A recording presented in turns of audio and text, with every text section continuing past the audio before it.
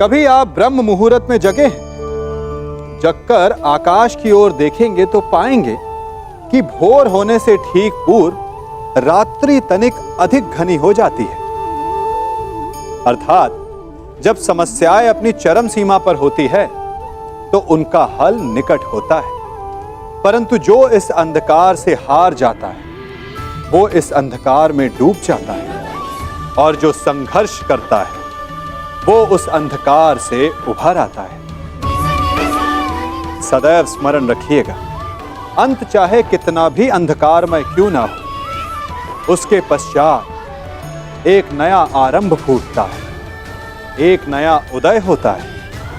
चक्रवात के पश्चात जो शांति छाती है उसके पश्चात प्रारंभ होता है शुभ जीवन का, शुभ भविष्य का, शुभ नव प्रारंभ का।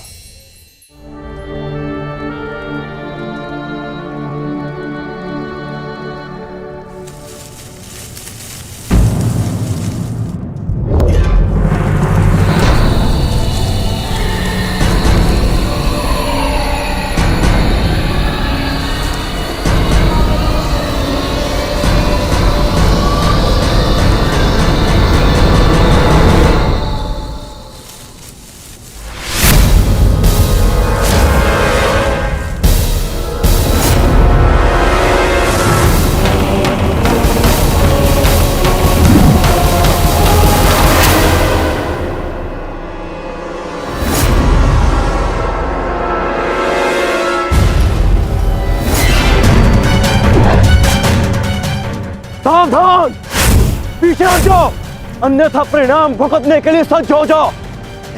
उत्तर दो इसे।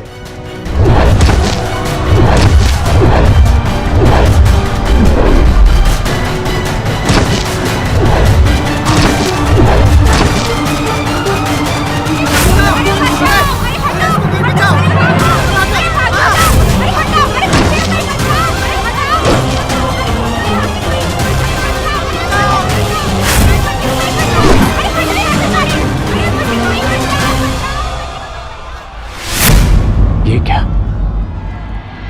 मैंने तो सहस्त्र चलाया था, मेरे बाण शस्त्र बाणों में परिवर्तित क्यों नहीं हो रहे?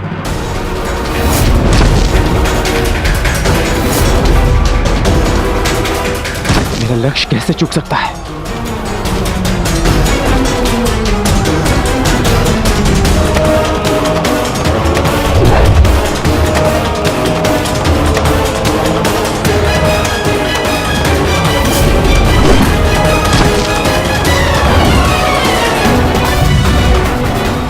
पर्वतास्त्र।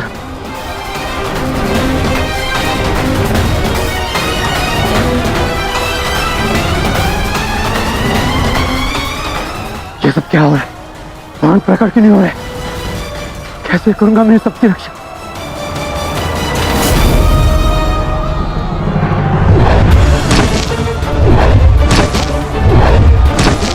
तुम शीघ्रता करो पार्थ, द्वारका की सभी स्त्रियों को अपने साथ हस्तिनापुर लेकर लौट जाओ। किंतु माधव, मैं आपके आदेश का पालन कैसे करूं?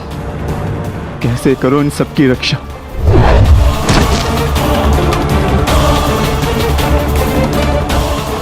लक्ष्मी,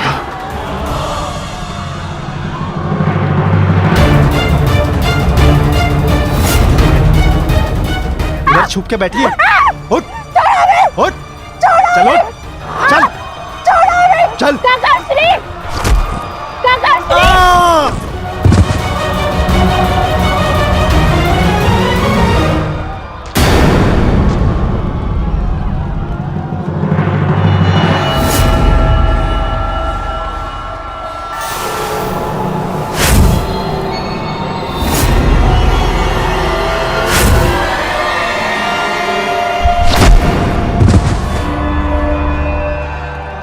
वो दिन समाप्त हुए अर्जुन, जब सारा संसार तुम्हारे गांडीव से कांपता था।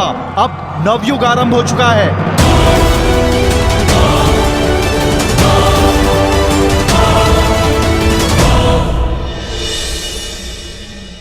मैं समझ नहीं पा रहा हूं ज्येष्ठ, कैसे मेरे बाण अपना संधान नहीं कर पाए। कैसे मेरे गांडीव की प्रतिज्ञा टूटी। मेरे रहते हुए मेरी सुरक्षा में आई कितनी स्त्रियों को वो कितने धन को लूट कर लेगा और मैं कुछ नहीं कर सका। मैं माधव के आदेश का पालन नहीं कर पाया। जैसे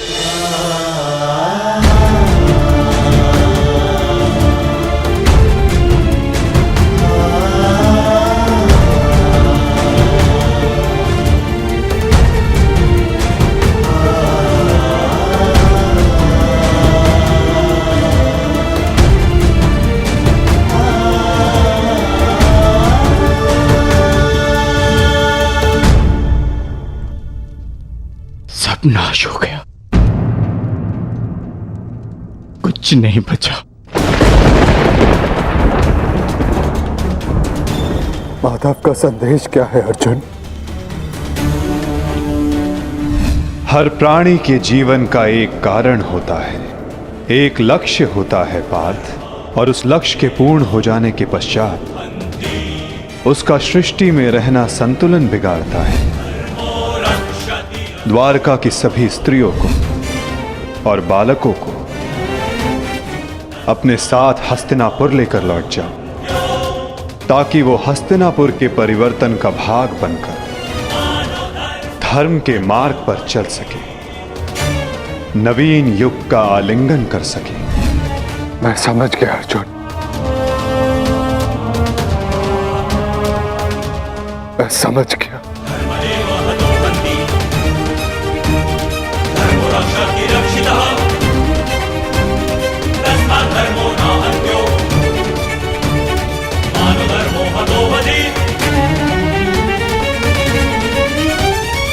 परिवर्तन का समय आ गया है। नई पत्तियों को आने के लिए पुरानी पत्तियों का झड़ना आवश्यक है।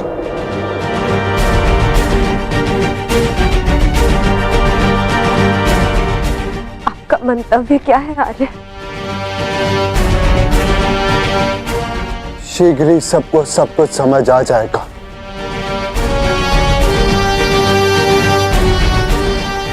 हस्तिनापुर की राजसभा का आह्वान किया जाए। परीक्षित और वृषकेतु को अवश्य बुलाया जाए।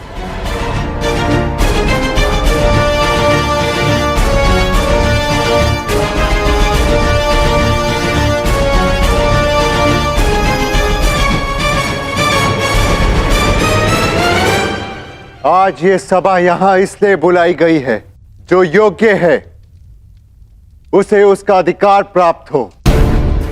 हम सब यहां अपनी नई पीढ़ी का स्वागत करने के लिए एकत्रित हुए हैं। वृषकेतु,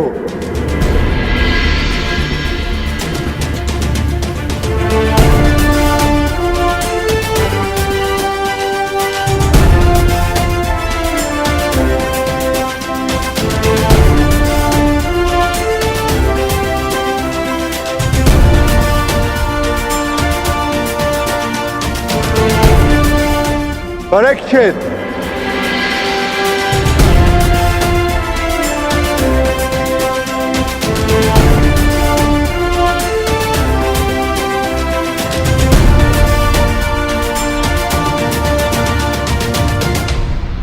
मैं सम्राट युधिष्ठिर आप सभी के समक्ष परीक्षित को हस्तिनापुर का राजा घोषित करता हूं। महाराज परीक्षित की जय! महाराज परीक्षित की जय! महाराज परीक्षित की जय!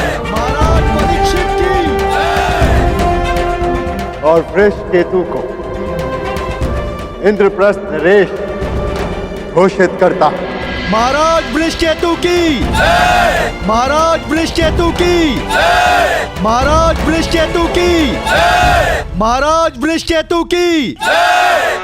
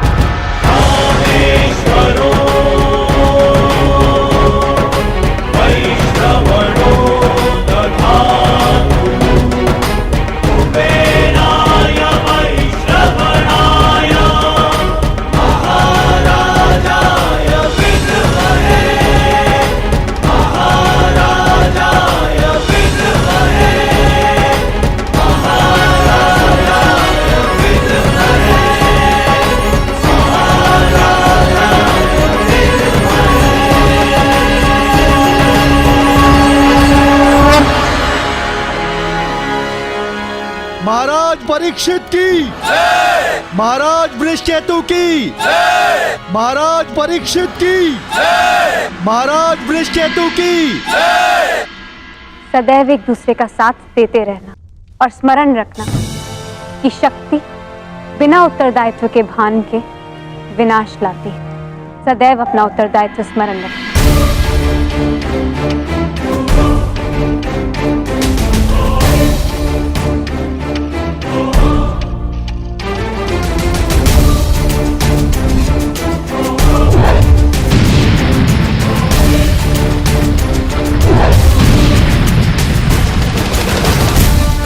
तुम्हारे पिता ने तुमसे छोटी आयु में चक्रव्यूह तोड़ा था।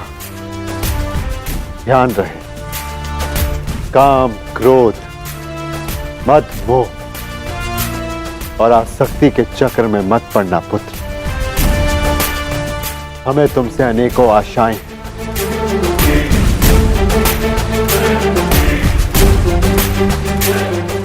और तुम्हें उन पर खरा उतरना है। मुझे विश्वास है कि मेरे पश्चात परिवर्तन का अध्याय प्रारंभ होगा। तुम्हारे पिता समाज के लिए प्रेरणा थे। तुम भी उनके जैसे सूर्य बनकर चमकना, उनके यश को और भी अधिक उज्ज्वल करना पुत्र।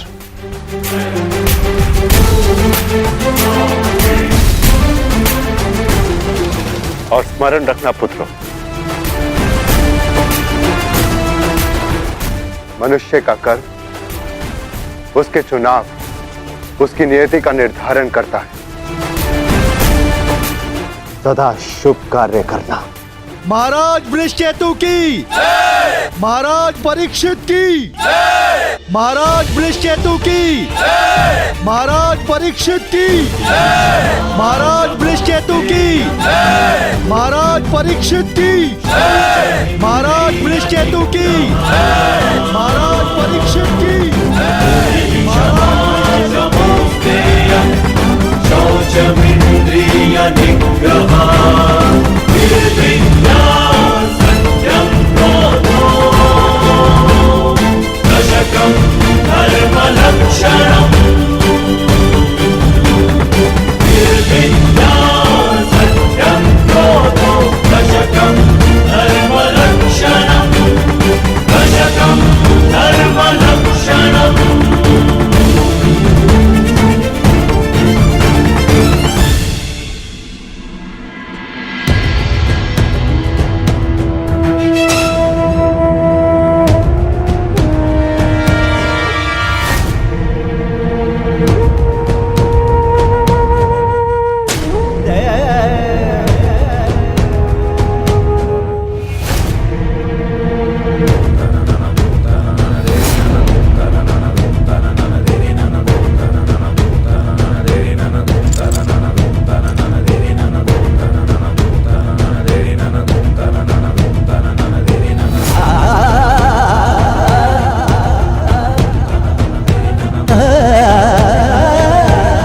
ज्येष्ठ भीतर कर क्या रहे?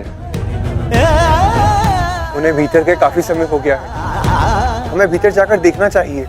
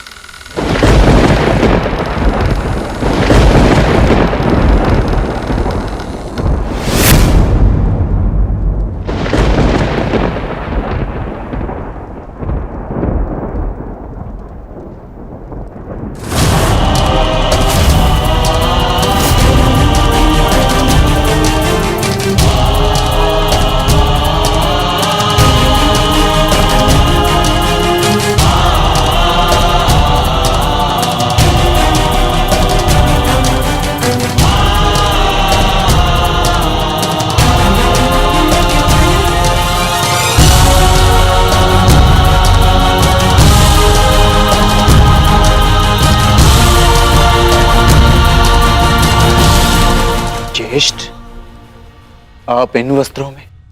माधव का संदेश सुनकर भी नहीं समझे अर्जुन।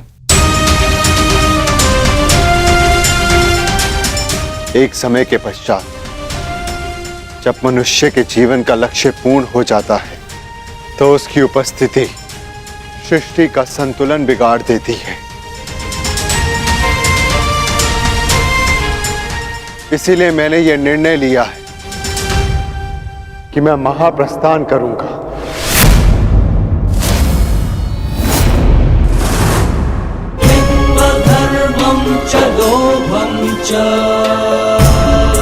किंतु इस प्रकार आप हम सभी को अकेले छोड़ के नहीं जा सकते ज्येष्ठ। यदि आप महाप्रस्थान का निर्णय ले ही चुके हैं तो हम सब आपके साथ चलेंगे।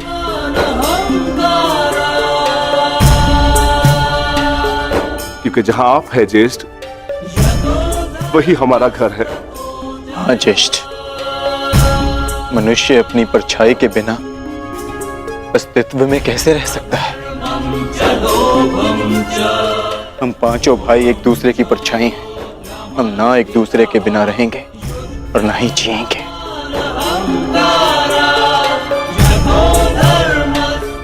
एक बार फिर आप सबने अपने भ्राता प्रेम का उदाहरण प्रस्तुत किया, किंतु मेरा क्या आर्य?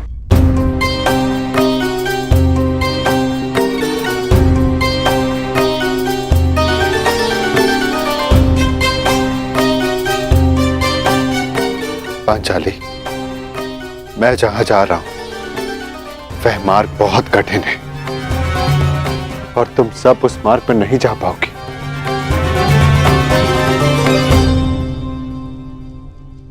कोई भी मार्ग मेरे जीवन रूपी मार्ग से ज्यादा कठिन तो नहीं हो सकता ना आर्य?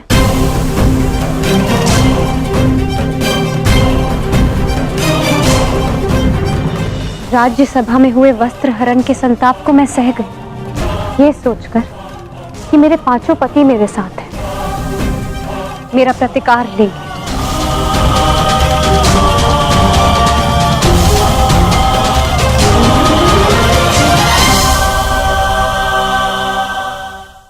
राज्यसभा में हुए वस्त्र हरण के संताप को मैं सह गई, ये सोचकर कि मेरे पांचों पति मेरे साथ हैं, मेरा प्रतिकार लेंगे।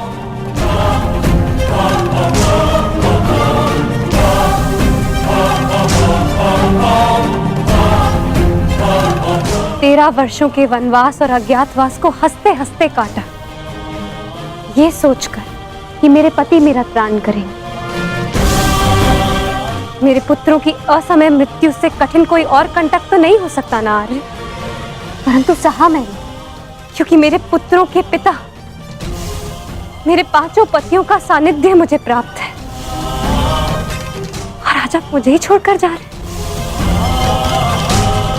माता कुंती ने आदेश दिया कि पांचों भाई आपस में बांट लो। मैं बटी आर्य, परंतु मैंने आप पांचों को बटने नहीं दिया।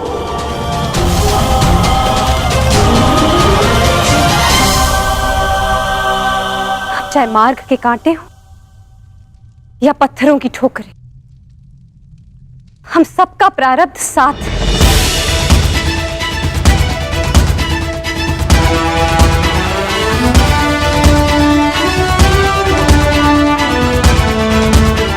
और यही मेरा निर्णय है आर्य। आप जहां भी जाएंगे मैं आपके साथ चलूंगी, और मुझसे मेरा यह अधिकार कोई नहीं छीन सकता, स्वयं आप भी नहीं।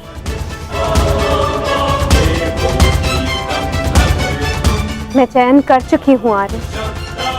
अब इस यात्रा का जो भी परिणाम होगा मुझे स्वीकार होगा।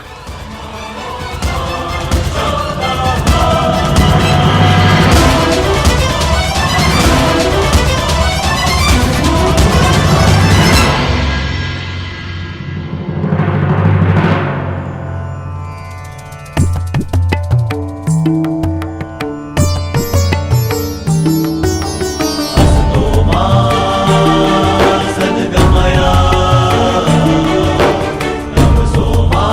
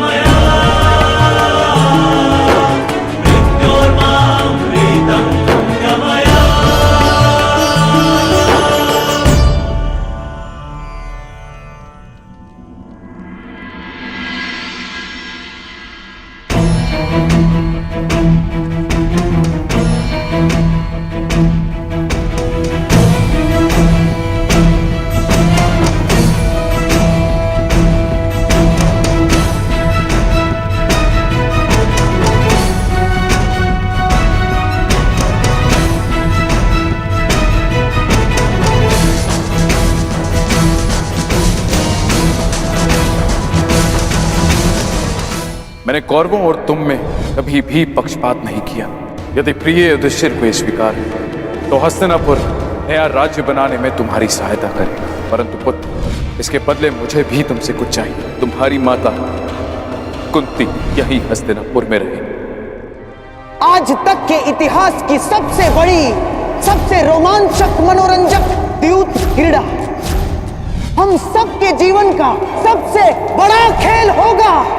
5 की शक्ति दास हो गई दुर्योधन।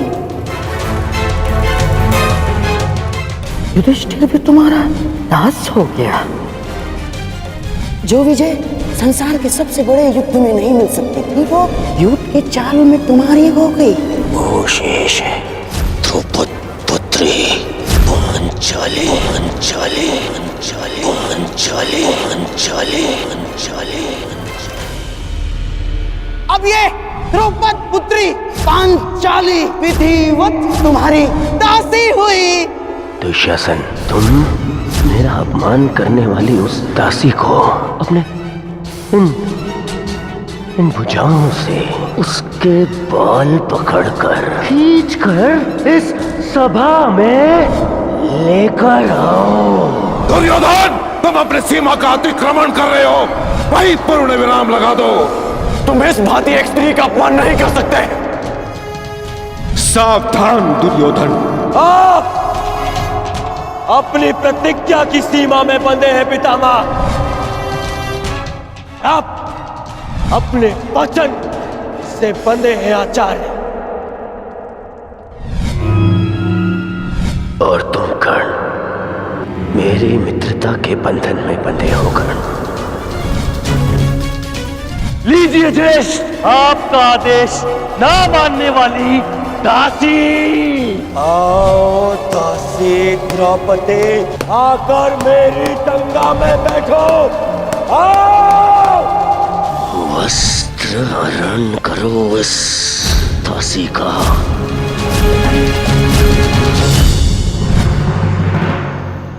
पुत्र परीक्षित, सदा द्यूत और शर्त से दूर रहना पुत्र।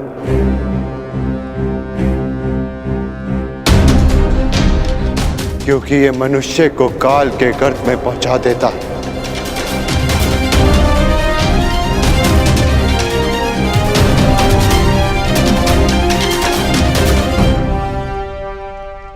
इस सभा में इतना सब कुछ हो जाने के बाद भी आप सम्मान है, परंतु इस अधर्मी दुर्योधन को उसके कुकर्मों का दंड अवश्य मिलेगा। और उससे पहले इस सभा में उपस्थित वो हर व्यक्ति जिसने मौन रहकर ये अधर्म होते हुए देखा, उन्हें उनके मौन रहने का दंड मिलेगा। श्राप है ये अग्निसुता द्रौपदी का।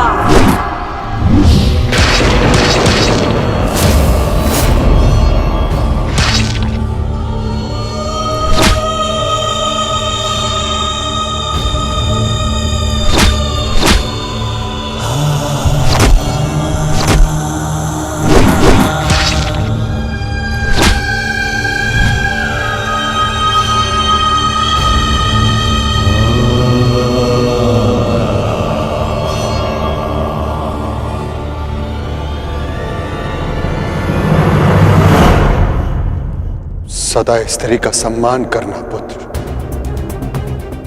किसी को भी स्त्री का अपमान न करने देना, क्योंकि स्त्री का अपमान प्रकृति भी नहीं सहती।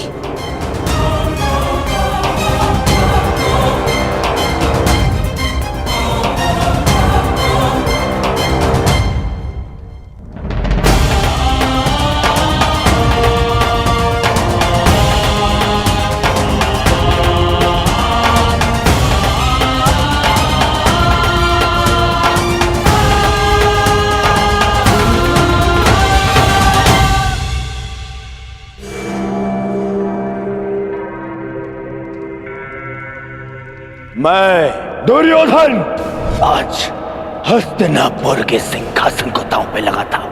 बस दुर्योधन, हस्तिनापुर पर तुम्हारा कोई अधिकार नहीं। तो जिनका अधिकार है मैं उन्हीं से पूछ लेता हूँ। पिताश्री, मेरा इस सिंहासन पे अधिकार नहीं। अधिकार है पुत्र, और मैं तुम्हें उस अधिकार का प्रयोग करने की अनुमति देता हूं। यदि एक चौसर इस क्षण बंद न हुई तो परशुराम शिष्य द्रोण के बाणों को कोई नहीं रोक पाएगा। आचार्य द्रोण, आप इस सभा के सभासद हैं और नियम अनुसार सभा के समाप्त होने तक आप नहीं उठेंगे, अन्यथा आप दंड के पात्र होंगे। स्मरण रखना पुत्र, राजा वो नहीं जो राज्य की सीमा के पार देख सके। राजा वो है जो प्रजा की आंखों की सीमा में आए एक आंसू को देख सके।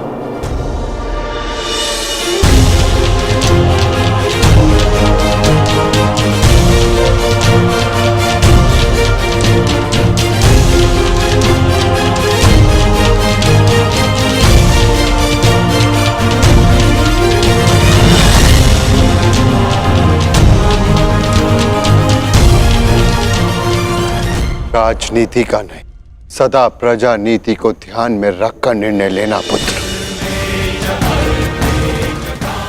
क्योंकि यदि प्रजा प्रसन्न तो राजा के मुकुट में जड़े रत्नों को कांटे बनते समय नहीं लगता।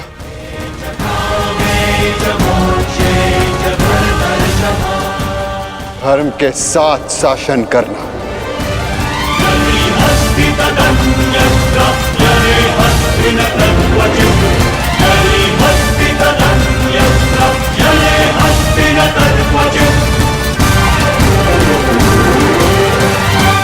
महाप्रस्थान का समय हो गया है।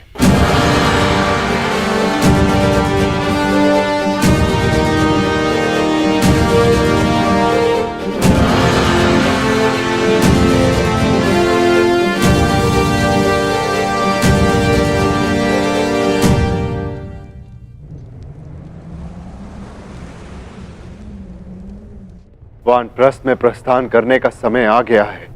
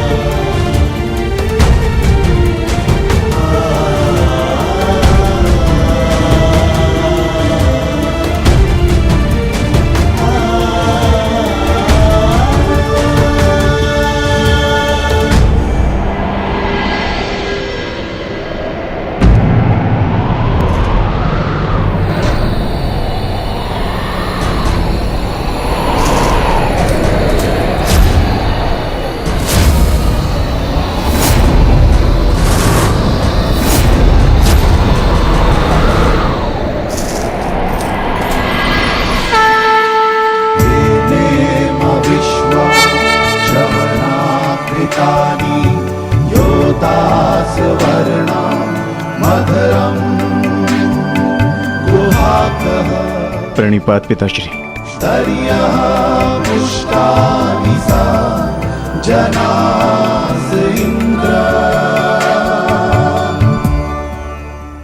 महाप्रस्थान का अर्थ समझते हो ना पुत्रों?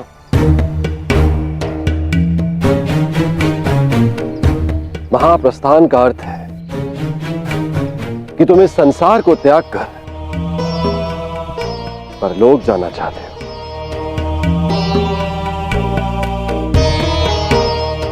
परंतु स्मरण रहे,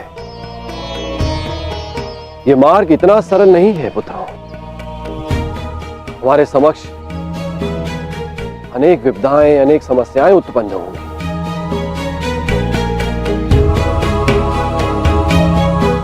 और तुम्हारे संरक्षक इंद्र के रहते हुए यह कैसे संभव है? तुम चलो मेरे साथ, मैं स्वयं तुम्हें अपने रथ पर देवलोक ले चलूंगा।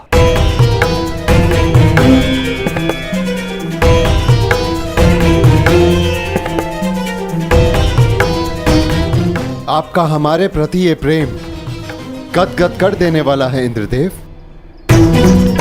परंतु हम आपके साथ जाएंगे या नहीं, इसका निर्णय स्वयं इंद्रपुत्र लेंगे।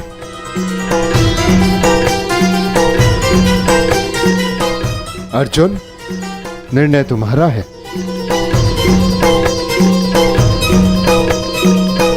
पिताश्री, हम पूर्ण रूप से देव नहीं, हमारे भीतर आधा अंश मानवों का है और मनुष्य को परलोक तक पहुंचने के लिए यात्रा करना अनिवार्य है। हम मनुष्य की पीड़ा और समस्याएं सहते हुए महाप्रस्थान करेंगे।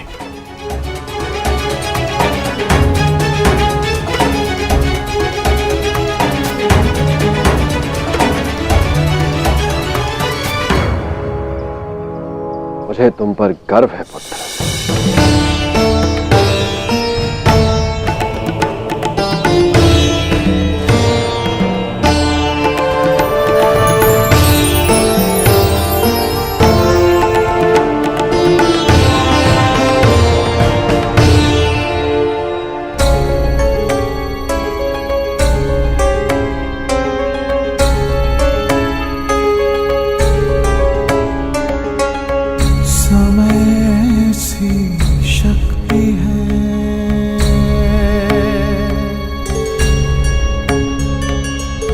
सभी समय से हारे,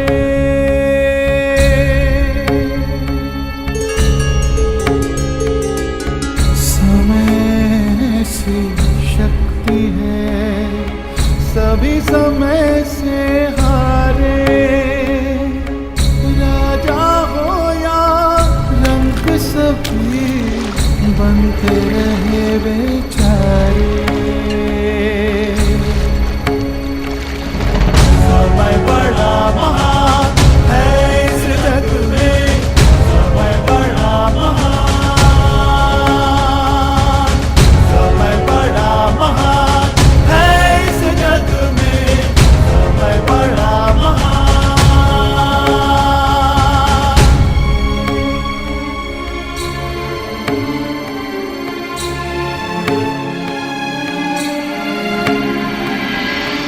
माया का धुआं फैलाए, भ्रम के जाल बिछाए, मन में घृणा द्वेष भरे, फिर अपनों को लड़वाए। सही समय पे सत्य को लाए, झूठ को करे किनारे। राजा हो या रंक सभी बनते रहे बेचारे, बनते रहे बेचारे। समय बड़ा महान है इस जग में, समय बड़ा महान, समय बड़ा महान है इस जग में, समय बड़ा महान।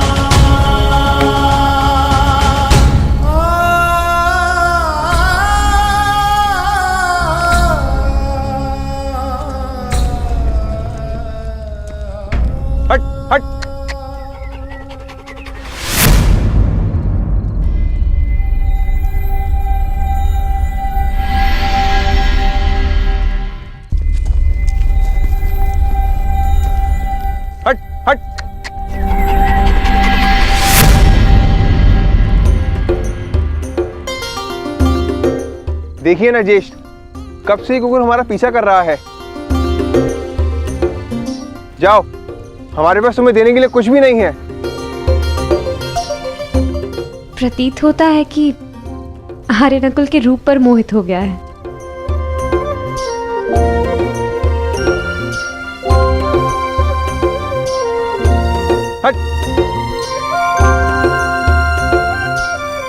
रहने दो नकुल, यदि ये भोला जीव साथ आना चाहता है तो इसे आने दिया जाए। मनुष्य की अंतिम यात्रा में जो साथ दे, उससे सच्चा सह यात्री और कोई नहीं।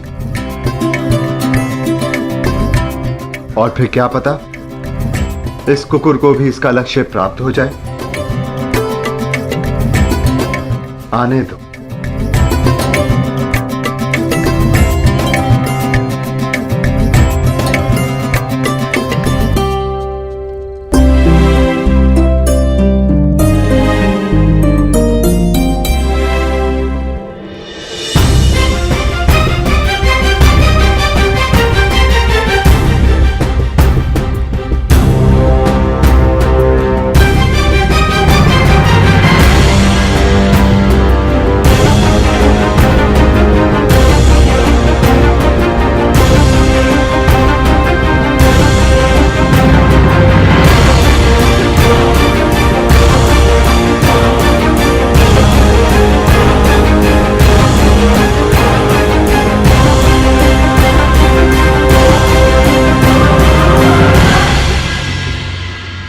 ज्येष्ठ, ऐसे कठिन चढ़ाई हम कैसे चढ़ेंगे? मार्ग अब दुर्गम नहीं, अगम हो गया है और किस ओर जाना है इसका भी कोई भान नहीं।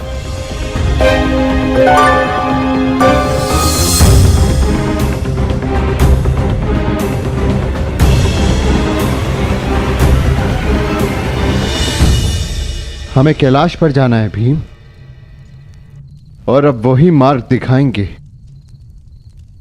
जो कैलाशपति हैं।